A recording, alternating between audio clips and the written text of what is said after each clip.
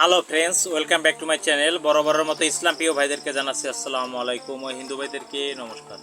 তো পৃথিবীর যেখান থেকে ভিডিওটি দেখছেন সবাইকে জানাচ্ছি আন্তরিক অভিনন্দন ও শুভেচ্ছা। এবং ফ্রেন্ডস, আমি আপনাদেরকে প্রতিদিন ভিডিও দিয়ে থাকি, আবার মাঝে মাঝে দিতে পারি না। তো যাই হোক, আমি আপনাদের মাঝে আজকে নিয়ে আসছি যে আর্থিক কষ্ট মানুষের কেন হয় বা এটা দূর করব কিভাবে। তো ঠিক আছে, সেই সম্পর্কেই আমি আপনাদের সাথে আজকে আলোচনা করতে চলছি। আপনারা দেখছেন তন্ত্রমন্ত্র বিদ্যা চ্যানেল ইউটিউব। তো যদি কারো ব্যক্তিগত কোনো কাজ প্রয়োজন হয় তো আমাদের সাথে যোগাযোগ করতে পারেন। ফ্রেন্ডস, আমি আপনাদের মাঝে আজকে আর্থিক কষ্ট কেন হয় মানুষের, কী কারণে হতে পারে সেগুলো আজকে তুলে ধরব। আর এটা থেকে বাঁচারই বা উপায় কী, কোন পদ্ধতি অবলম্বন করলে হয়, মানে আপনি এগিয়ে যেতে পারবেন, সেগুলো আপনাদের মাঝে বিস্তারিত আলোচনা করব। বুঝতেই পারছেন ভিডিওটা খুব সুন্দর হবে যদি ধৈর্য ধারণ করে দেখেন। কথা বাড়াবো না, চলুন মূল ভিডিওতে প্রবেশ করি।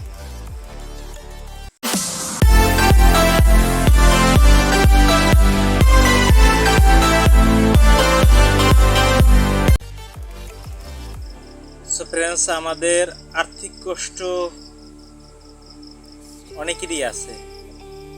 দেখবেন যার লাখ টাকা ইনকাম তারও অনেক সময় আর্থিক কষ্ট হয়ে পড়ে, কারণ দেখা যায় এক ব্যক্তি 1 লাখ টাকা মাসে ইনকাম করে, তার 3-4টা ফ্যামিলি চালাতে হয়, তার আত্মীয় স্বজন মিলিয়ে, তারপরও পেরিয়ে উঠতেছে না।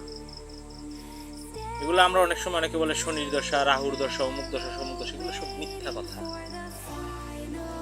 আবার সত্য কথাও।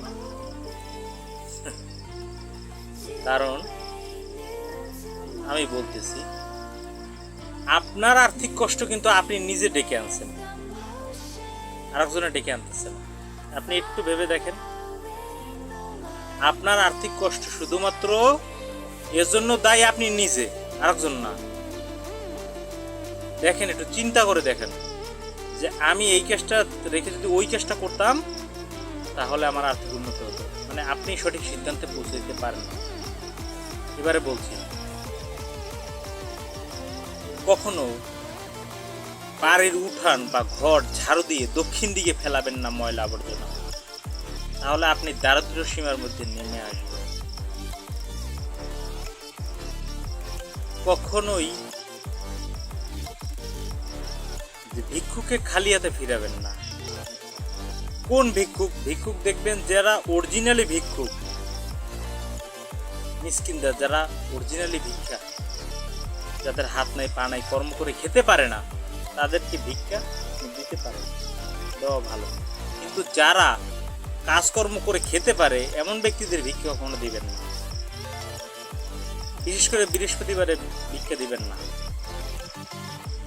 সরি ভুল বলছি, বৃহস্পতিবারে যদিও দিতে পারেন তো আপনার সামর্থ্য অনুসারে বৃহস্পতিবারে ভিক্ষাটা দিবেন বেশি বেশি। আর কেন দরিদ্রতার মধ্যে নেমে আসে আরও কিছু নিয়মাবলী। আমাদের ঘরে যারা মা বোনরা আছেন তারা রান্নাবান্না করার পূর্বে ঘরে যদি চাল না থাকে তাহলে বলে ঘরে চাল নাই, চাউল আইন, এটা বলা যাবে না। বলতে হবে চাল অল্প আছে, চাল আনতে হবে। নাই এই শব্দটা ব্যবহার করা যাবে না। ডাল নাই, তেল নাই, একটা স্লোগান আছে, নাই একটা স্লোগান আছে, এই স্লোগানটা বন্ধ করতে হবে। আপনি কিভাবে আর্থিক কষ্ট থেকে দূর হতে পারেন সেটার আমি কিছু টিপস দিচ্ছি।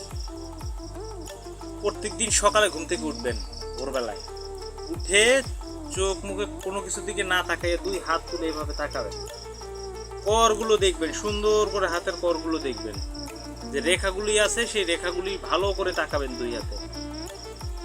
বেশ কিছু সময় তাকিয়ে তারপরে নাক মুখে পুছে ফেলবেন। এবার যদি কোনো হিন্দু ধর্মের ভাই হয়ে থাকেন তাহলে কোনো দেবদেবীর ছবি দেখে দর্শন করবেন। আর যদি ইসলাম প্রিয় ভাই হয়ে থাকেন, যেমন আল্লাহ লেখা বা আয়াতুল কুরসি লেখা যেগুলো আছে ওইটা দর্শন করবেন। দেখার পরে আপনি নাক থেকে শ্বাস নেবেন, দেখবেন কোন নাকে শ্বাস নিঃশ্বাস ভালো ক্লিয়ার হচ্ছে। যদি ডান নাকে হয় তাহলে বিছান থেকে ডান পা আগে দিবেন। যদি বাম নাকে হয় তাহলে বাম পা আগে দিবেন। তারপরে আপনি অন্যান্য কাজে যাবেন।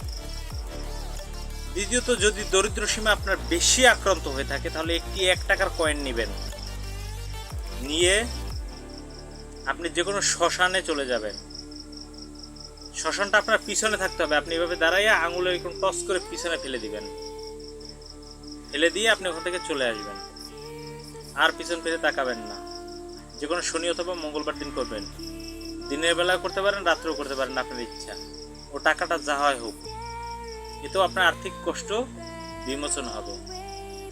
আর একটা কথা বলছি, যদি ঘরে টাকা ধরে রাখতে না পারেন তাহলে যে কোনো শনি অথবা মঙ্গলবার দিন 1 টুকরো ফিটকিরি, তার সাথে একটু সিঁদুর মিশাইয়া কালো কাপড়ে বেঁধে কালো সুতো দ্বারা সদর দরজায় ঝুলিয়ে রাখবেন।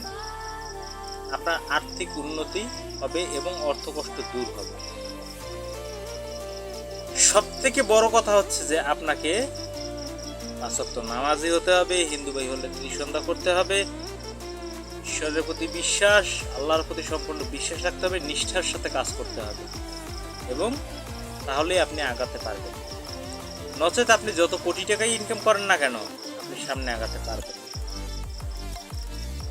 আপনারা আমার কাছে লিখেছিলেন যে কাগজে আগুন ধরানোর একটা ভিডিও চেয়েছেন, মন্ত্রটা চেয়েছেন। দেখুন, কাগজে আগুন ধরানো এই যে মন্ত্র, এটা কোনো মন্ত্র হয় না, এটা কেমিক্যালের সাহায্যে। আবার মন্ত্র আছে, সেটাও আপনি ধরাতে পারবেন। যার তার হাতে তুলে দিলে সে যে কেউ কোনো স্থানে আগুন লাগিয়ে দিতে পারে। তাই এই সমস্ত বিদ্যা সবার হাতে তুলে দেওয়া যায় না। আর এটা একটা সাধনার মাধ্যমে সাধনা করে নিতে হয়। সাধনা ছাড়া সামনে আগানো সম্ভব।